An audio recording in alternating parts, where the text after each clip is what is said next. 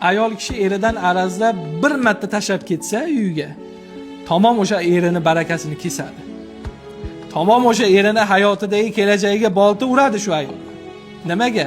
Chunki eriga itoatsizlik qildi. Erini tashlab ketdimi, buni tagida juda ham og'ir gaplar bor. Shuning uchun janjal bo'ladimi, urush bo'ladimi, eringiz hech qachon yashab turgan uyini tashlab chiqib ketmang. Qaytib kelishligingiz aniq, lekin shunda ham tashlab chiqib ketmang. Ayollar shuni yaxshi bilsinlar.